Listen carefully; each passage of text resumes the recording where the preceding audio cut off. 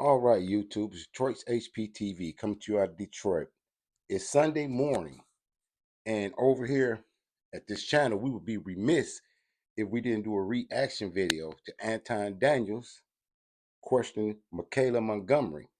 Now, if y'all remember, Michaelah Montgomery is the sister that met Trump at the Chick-fil-A in Georgia. Then she spoke at his rally. But then she was interviewed on CNN, and it was kind of like an ambush because they let a lot of callers call in and disrespect her.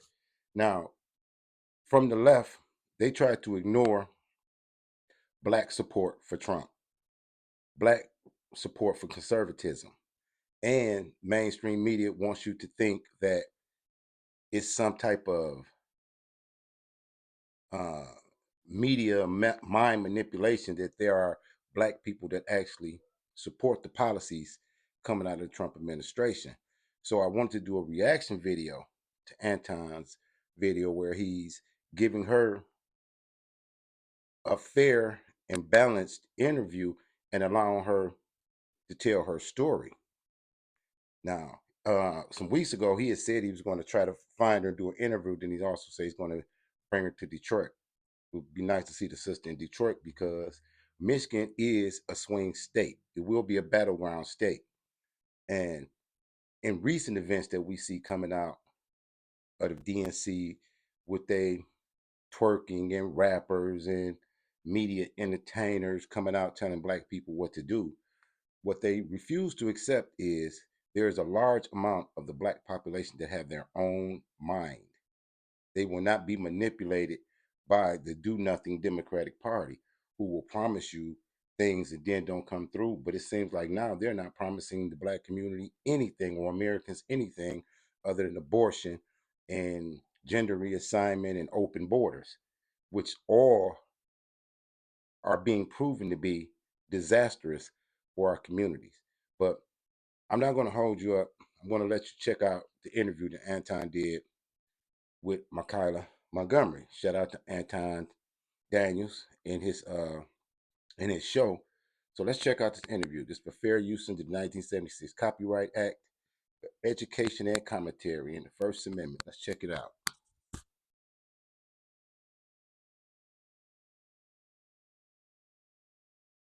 I'm gonna give you a little bit of insight on who Michaela is, and I think that that's best described by us playing a clip. So check it out. Under Harrison Biden, the average Georgia household is losing $1,060 per month, and inflation is at 21.4%. And due to the war on energy, average gas prices have reached record highs for the state. We also did a poll, and 80% of us Black Americans are not happy with the current state of the economy. So I'm going to need 80% of y'all to vote accordingly in November. They love me. They really love me. You have so much personality, and I don't know where you get that from, because I would say that most people are very, very afraid of public speaking, or they freeze up when they get in front of a large crowd. When you got the word that you would have an opportunity to speak at the rally, what was your initial feeling?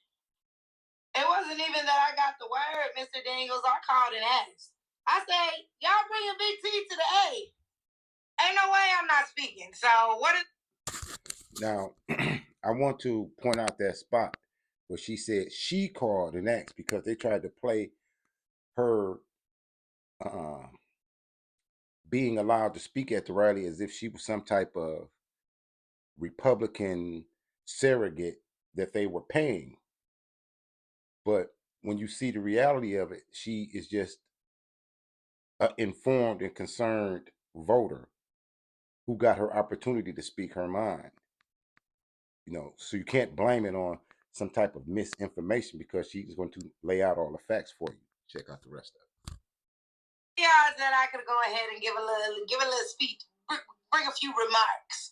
And literally within 5 minutes, I got a text back. They were like, 1 second, let me check.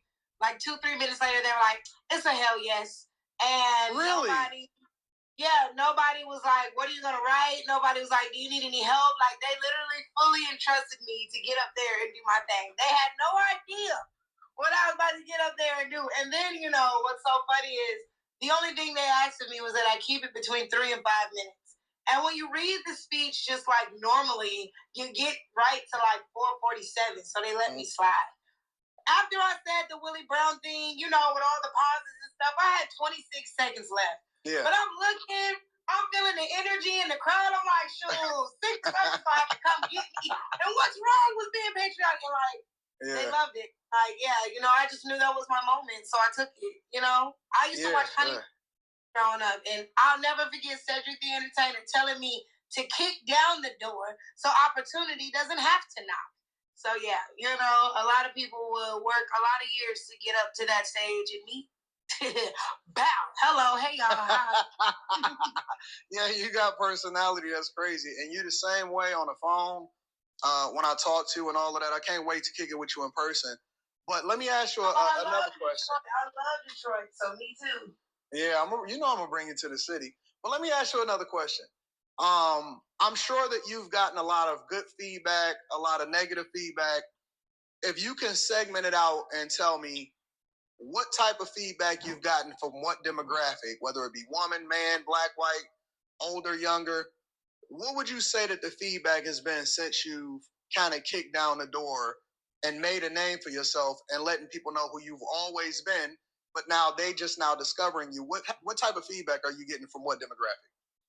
So lucky for me, like I've been in this game helping people win elections, making sure students get the information for like 7 years now. So that goes across any partisan line. So Democrats, Republicans, Independents, Libertarians, anybody who's been trying to get elected, I'm like, all right, you deserve to have people know that you're running and they should know what you're running on.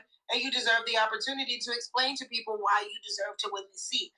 So, of course, primarily, my personal values align more with conservatism and like conservative policies. But living in a place like Atlanta, you'll have a lot of Republicans run as Democrats or as independents. I'm going to add on something that she said. She said her values have always been conservative, and the whole entire black community used to have conservative values. That was our cultural norm. Conservatisms, nuclear families, working men. You know what I mean? Uh, in input into our school systems, in our communities. We knew the teachers. So this thing with liberalism started when the Democrats were able to use race baiting as a campaign. And what they told you that you weren't free unless you were liberal and to the left. And then once you became to their side, the left, with their liberalism, you became slaves to liberalism and leftists. Think about it. They told you that you didn't have freedom and you were a victim because you weren't liberal. And then when you become liberal and on the left, you become a slave to that. And that is why they think that they own the black vote. If you was to look at this campaign, you would think there were nobody in America or black Americans the way Kamala and the DNC panders to black Americans for their vote.